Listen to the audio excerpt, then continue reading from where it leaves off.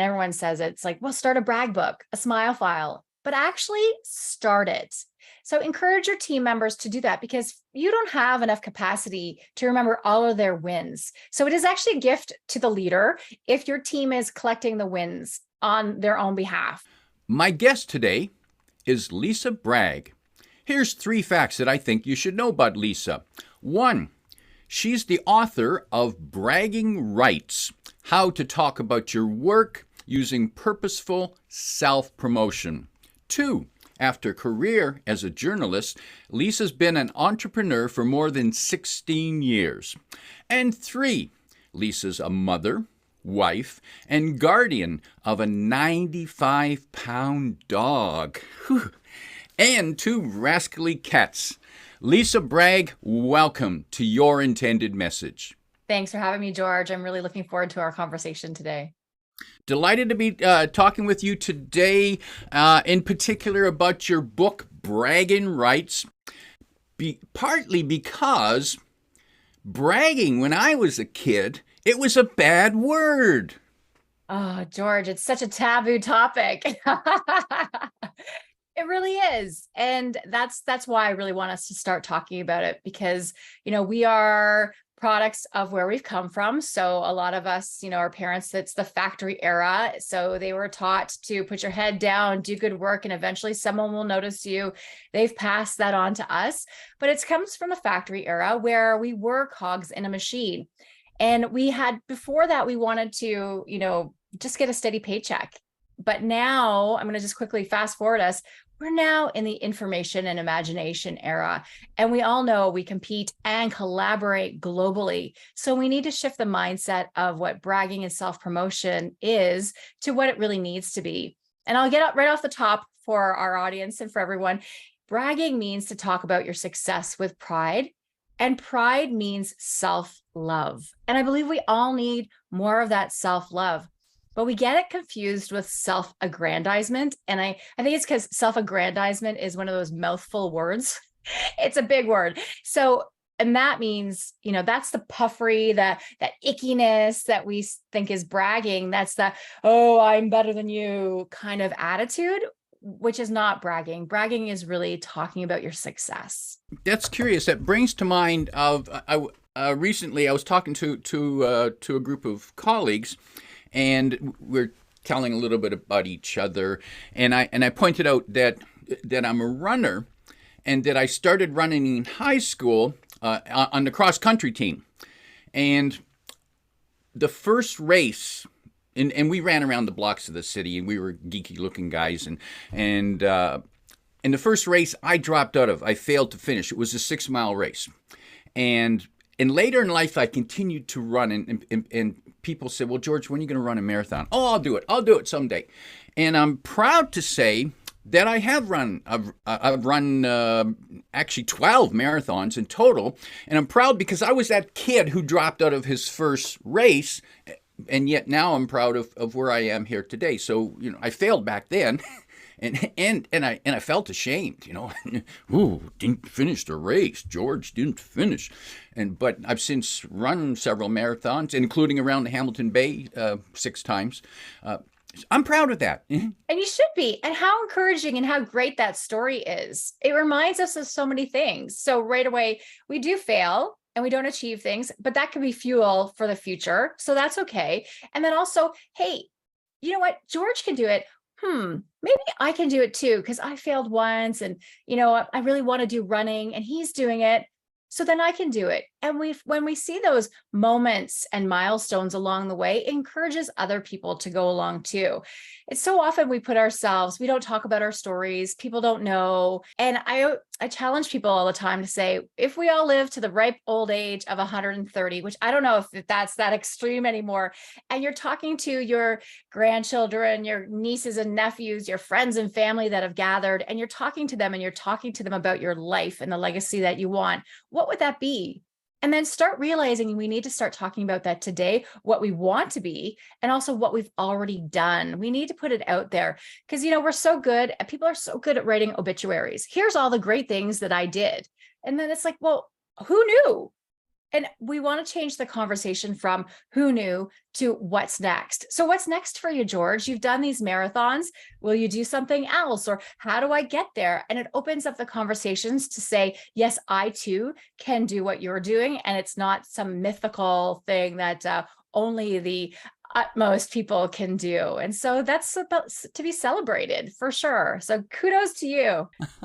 And so I'm thinking maybe we all need to think about writing our obits before we get there.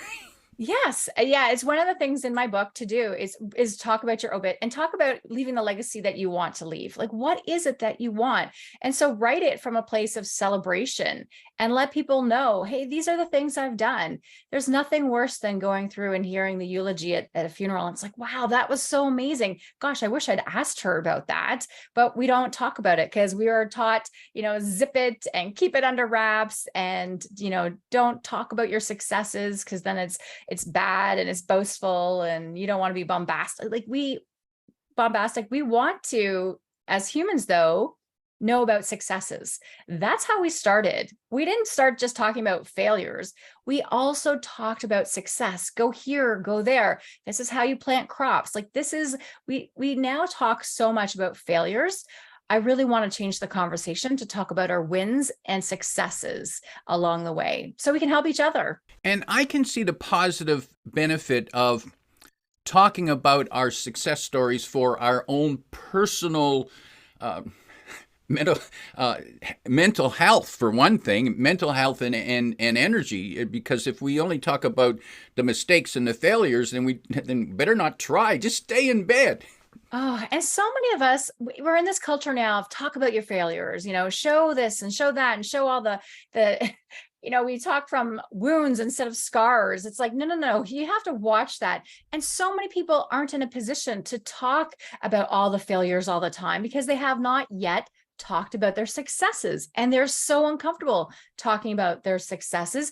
That's why self-deprecation is really something I caution all leaders about. And, a lot of leaders, CEOs especially, like self-deprecation as a form of humor. But the challenge is that you're modeling a behavior that isn't good for most of your team. You're putting yourself down. And yes, I want you to, be that accessible leader. But when you're putting yourself down so much, then it doesn't allow other people to, go for it and see how it works. You need to talk about your journey, the moments along the way. And yes, the milestone that made it happen, the certificate, the award, winning, being promoted to CEO, whatever it is. But we need to talk about those moments along the way of success and not always just about failure. And people just don't know the language of talking about your success because, as you said right at the top, it's not a good thing for a long time to talk about your successes. Well, who do you think you are? And so many other statements that my research uncovered, and I did lots of interviews for the book, and people had all those great, terrible statements that kept us down and kept so many of us hidden gems.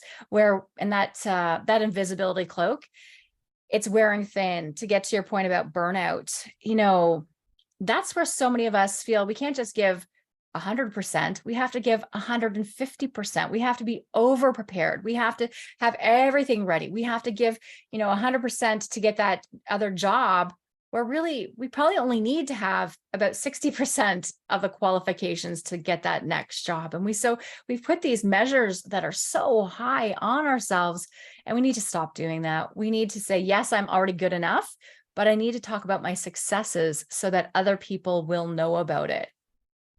And I can see that when we're applying for a job or a promotion, that's certainly a time where we need to talk about our successes. And it's probably why so many people do so poorly, because they don't do it often.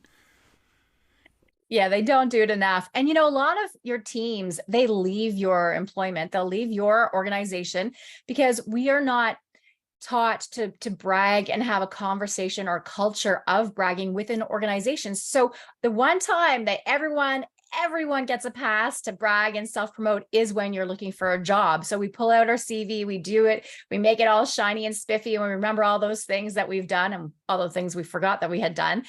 And then we send it out to other people because we don't want to talk about it in the culture that we're currently in. So you lose a lot of people because you haven't celebrated their successes and they're afraid to talk about it in the current environment. So then they leave so that they can talk about it in a new place and get that next level role. Why are we doing that to ourselves? We're losing awesome people, and it's a lot of work for them to go out there and get another job. Keep them by celebrating success and setting up a culture of success and bragging within it. And there's a whole chapter in my book about it, but it's really important to have that kind of culture so that we can see who's doing great things that we do need to share. And it's not Pollyanna-esque. This is really solid business. If we can keep employees, we know there's a cost to that. And also when we can attract right fit clients because they can see our awesome staff and team members, that also means more business for us. And interestingly too, I've consulted with lots of different firms, and their teams aren't able to talk about their successes at dinners with their clients or when they're in the boardroom. They're afraid. And so they wait for the client to ask them their success stories. And it's more pervasive. It's more out there than we realize. And so we need to allow people to start talking about their successes in more and more forums. Lisa, are you suggesting that people working in an organization, if they are not working in a culture that encourages them to talk about their own success, they're more inclined to shut down or leave? Oh, absolutely. A lot of people feel like they're hidden gems. They're doing all the work in the background. And, I think it was Oprah, and I'm sure there's been lots of other people that have said it though, but it's fundamental to the human experience to be seen and heard. And we're not all looking for the employee of the month or the gold stars, but we do want that our work is acknowledged and that we're seen and heard for the contributions that we're giving. Right. So we want that. And it's right up there on the needs of an employee, but we don't give it to them because of the culture of our past, where it's like, be a cog in the machine, don't ruffle feathers, the cream rises to the top. Or one that irks me the most is, bragging violates modesty norms. And if you were that good, your work would speak for itself.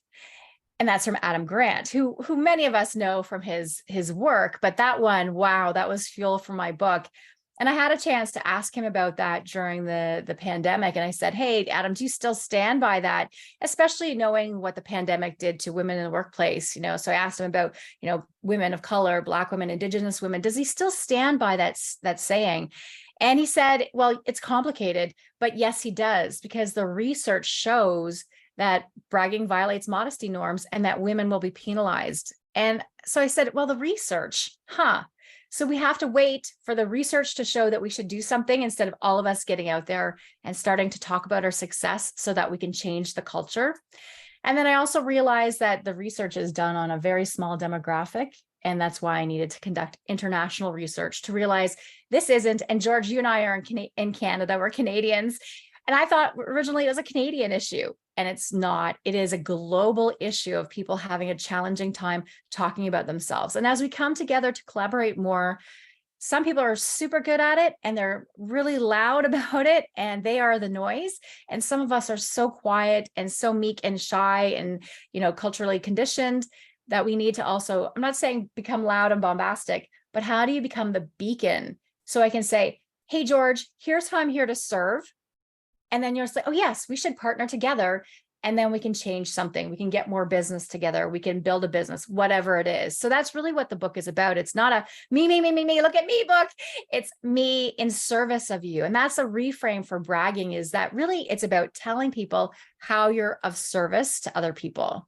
How can staff, employees in an organization, how can they talk about themselves? What are the opportunities? And how can they do it in a way without being offensive? Yeah. Well, I think first of all, we need to realize as leaders, there is no I in team. We know that one, but there is I in credit. And so we have to nurture an environment where we allow people to take credit for the work that they've done. So interesting, in my research too, I found that credit goes where credit knows. So if Joe has always gotten credit for their project, so he was the hero of the last project, good. But Joe, you know what? He takes all summer off. He takes the vacation and he just shows up at the end of our next project and he brings the coffee. Well, at the end of the project, people will still pat Joe on the back because they know him in that light. They've given him credit in the past. It's so easy for us to say, oh, yes, that's Joe. And that's how trust works. We don't want to revalidate everyone. You don't want to revalidate your mechanic who works on your motorbikes time and time again. You find, George, you found that probably trusted mechanic that you like, and you go back to him. You did vet him at first, or her at first, but now you don't vet them every single time. So we allow trust to go that way. It's too exhausting otherwise. And so if we as the team members aren't putting out that, hey, Joe did that, but I did this, and here's what my contribution. So that's a key word. My contribution, that phrase. When you say my contribution, it's not saying, hey, I did all of this project. It's saying, here's how I contributed. And then that allows, Joe can still have some of the spotlight, but there's much more daylight for all of us. And that's why I want us to also move away from just a spotlight thinking, but that success needs to be seen in the daylight arena. And so how can there be more of it? Scarcity versus abundance. But we need to let people know that, yeah, Joe did his job, but I also, George also participated and did this great piece of the project, so that when the next project happens, they don't just think of Joe right away. They think of George and Sue and Beth and Mohammed. They think of all the different people that contributed. And so that's why it's really critical for us to set the environment of a bragging society, a bragging culture, and allow people to talk about their credit. And I know some leaders are thinking, oh my goodness, the squabbles that will happen. And that's why I have some tips in the book, because we don't want the squabbling. And I'll give you one point right now. It's really about helping your team to talk about each other's successes. And then that also tempers down that whole, oh my goodness, it's all about her. My contribution. My contribution. I like the sound of that phrase because it's safe, it's easy to say, and it's truthful, and it's almost humble. Yeah. And we have to watch. There's also another call for more people to be humble and humble and humble. And we have to watch that because, yes, we need to know. I think anyone in your audience already knows that we are here based on the shoulders of giants. Someone has already paid it forward for us to be here and doing the good work that we're doing. And so we will continue. You must continue to do the good work so that other people can thrive and survive in our current environment. But, we have to watch how humble we are, and with the fact that we need to be seen and heard. George, I would love it if people could find me on my teeny tiny piece of the internet. Oh, that just pop into their brain. But that's not how it works. And we need to be out there letting people know. And, it's not always about social media, but it's about sending that email, phoning someone, going to that event, and making sure that you connect, not just network, not just connect, but build a relationship with people. It's all of those things that combine to really make sure that you're seen and heard, because your audience could be one person, and that's okay. But it's making sure that you follow up and that you're actually engaging and letting them know that your successes are here and that you're valuable to this organization and especially to this world. Lisa, were you a natural at bragging, or did you struggle to overcome the norms of the day? George, I have another layer to this. I'm not sure if your audience members of your intended message caught it off the beginning, but my last name is Bragg with 2 G's, Bragg. And so growing up, I realized, probably about when I was 13, which is my daughter's age now, that my success mattered to other people. Talking about your success is a lot about context, and context matters. So when I would say, I am a gold star carrying member. I love those gold stars. I want 10 out of 10. Wait a minute, I got 90%. Where'd the last 10% go? And so I would strive and I would really want those marks. But people would roll their eyes. I would get that. And I'd get, oh, you're going to brag about it. And so that's where I realized success matters to other people, and that my success, people didn't like that. And so I started to hide myself. And strangely enough, I became a broadcast journalist. And back in my day, broadcasting wasn't about me. My story was always about my audience. Who am I here to serve? And then the people that I find as the experts to really tell the story. And so often I would go, and when they zig, I zag. broadcast, well, journalism in general often is a pack thing. We always have the same people in the interviews, but I always wanted to find that different person. So I would have a different story. It would light me up to do so. And so I'd find somebody who wasn't the regular expert, and I'd go up to her and I'd say, hey, I think you're the expert. I'd love to interview you. And so often she would say, who, me? Oh, no, no, no, no, no. Go down the hall to John or Mike, the same old, because they've done it before. But I had the opportunity, though, because I was one of the first videographers, and videographer was where you held the camera, and these were big cameras, not the 20, 30-pound cameras, and the microphone at the same time. And so I'd get to do media training on the spot with people. And when they would allow the opportunity to happen, I would then see them go and get another media opportunity. They would get a promotion, and so many good things would happen because they were on camera. And I still to this day have the thank you cards for them saying, thanks for helping me through that opportunity. Things have happened. And so that was really interesting to me. And then I decided to leave news and become an entrepreneur. And that's when I was really helping people to get online through this kind of medium for the first time back in 2007. Seems like it's so long ago, but yes, just yesterday too. And helping them to be seen and heard. And that's when I realized after a while, I'm like, there's something to this being seen and heard, but there's also something to the fact that we have all these social constraints and our own personal constraints about why we don't do it. So it's not just it is definitely not a social media book, but in a marketing book, but it's really about the social constraints. A lot of it's about the social constraints that we have holding us back as to why we don't do the things that we know we need to do to get ahead in this era that we're living in. So I struggle with it. And George, I still struggle with it today. Like my book, I have a copy of the book here in my hand right now for the people who are listening on the podcast. And I have it dog marked and all the different stickies. Part of it is so when I do readings and do my workshops, but part of it is also for me. I have to come back to it. It is a practice that you have to keep doing, because one of the people in my book, Amelia Sams, she says it's so right. We put ourselves out there and then we're like, oh, no, I have to hide myself. It's too much.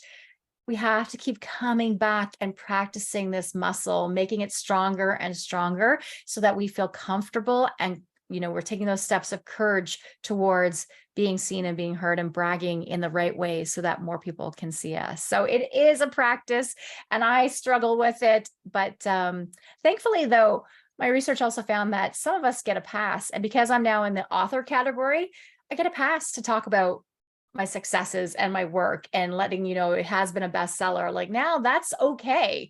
And some of us CEOs, athletes, writers, obviously celebrities of any merit, they get to talk about it. And we want them to, because we see our successes when they're successful. I believe we find success stories, other people's success stories, stimulating and encouraging, especially when we learn about their struggles to success.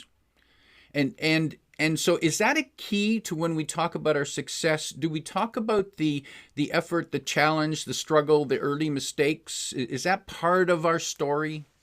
Well, I always want people to talk. So two parts of that. I want people to talk from a scar and not a wound. When you're telling your stories, it shouldn't be something that you're right now and emotionally draining to you. It's something that, and now I know this, right? So when you have that, and now I know this, then you can talk about it from a success place. But when you're in something, unless you're in a position of ultimate power, the vulnerability level is too high, right? So then it's too much of a risk for most of us to talk from that wound. If you are the CEO or at a high ranking position, then you have more latitude to do that. But when you're in lower, the power struggle is real. And so I caution against too many people saying, here's my authentic struggle. Here's opening the kimono on everything. I don't know if that phrase is actually a phrase we use anymore. So I'm just going to take that. You can take that one phrase out.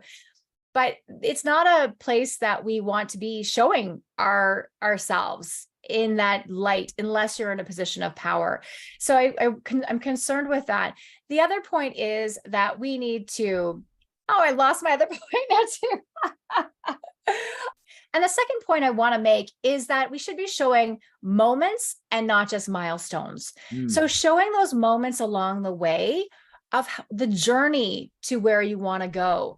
And so that's where people are always surprised. that all of a sudden you're this huge success because you haven't shown them the work along the way. So show your work, hopefully more good than bad, but show your work along the way, those moments, instead of just waiting till everything is tied up with a bow and perfect. We want to show moments, and then you're bringing people along on the journey with you, and they can see, okay, I can see how she became the CEO because I can see the red thread through all of it. I can see the red thread of how I got to writing this book. Right. So when we look and have the moments and also do the self-reflection that's needed, then we can have the moments, not just milestones, that can really help people come along on your journey. And then they'll be cheering for you too. So that's a big thing of it. And interesting too, my research revealed 85% of us want to hear success stories. We want to hear you brag. It's 12% that they don't want to hear it. And then 3% will turn around and brag about things themselves. So overwhelmingly, talk about your success stories. And those people who don't want to hear it, they'll tune you out. And so they don't matter. And they're probably not your audience anyway. Good reminder that not everyone is our audience, and there will always be someone who doesn't like something we do, and we can't we got to get over that. I know it hurts though too, right? Because we live in this place of like, oh my goodness, people don't like me. What am I going to do? Don't focus on them. Focus on the people that already like you, because there's 1/3 of people will like you. 1/3 of people are, I don't care. And 1/3 of people don't like you. They dislike you for whatever reason. And it has nothing to do with you. It has to do with them. So just focus on the people that like you, because then they'll tell a friend and so on and so on. And then things will happen for you. But when we focus on the negative people, you can't change their minds. It's exhausting, George. You've probably tried to do it in the past. It's like, nope, I am just going to walk away from that. It is not my path to go there. And for people, reminding you, the book is Bragging Rights, and you can find that on all the major retailers. Major retailers, yeah. And if you'd like to learn more about Lisa and how she might work with you, you can find the link to her website in the description below, and that's at lisabragg.com. And Lisa is with an S, and Bragg has 2 G's. Lisa, as we prepare to wrap up, if you could sit down with a team leader, a business leader, and you could give them 1, 2, or 3 pieces of advice of how they could encourage among their team to brag. You know, this has been done before, and everyone says it's like, well, start a brag book, a smile file, but actually start it. So encourage your team members to do that, because you don't have enough capacity to remember all of their wins. So it is actually a gift to the leader if your team is collecting the wins on their own behalf, because you're off to the next thing. Like, I don't even remember what I did last week. You know, how can I remember what my team's up to? You know, they want us to, but it's really teaching about self-advocacy. So Brag Book is a beginner place of self-advocacy. So allowing them to take the time to say, hey, here are the great things I've done, but also with that, here are the things that I want that no one gave me a compliment on, that I think I did a really good job. Include those in your brag book and smile file, or whatever you're going to call it, and have it ready, and encourage them to do that, and encourage them to talk about the success of different people on their team. So again, it's not a me story. It's about, here's how I'm here to serve and how we can partner and then change the world together. And so when we can talk about someone else's success, that also helps us to talk about our success. And even as an individual, when you shine a light on others, George, just like you're doing here with me now, you're shining the light on me. That light is going to come back to you even more so in different opportunities and different ways that we can't see today. And so encourage your people to shine a light on someone else and help them along the way, especially if it's someone who's not the regular Joe who's always getting the attention. Look for those hidden gems who do need some sort of, hey, kudos, good job, compliment along the way. So those are a few things that I'd suggest to start with. And definitely there's a whole chapter devoted to leadership in the book. So come check it out. Positive advice. My guest today is Lisa Bragg, reminding you to talk about your successes with pride, because it's about self-love.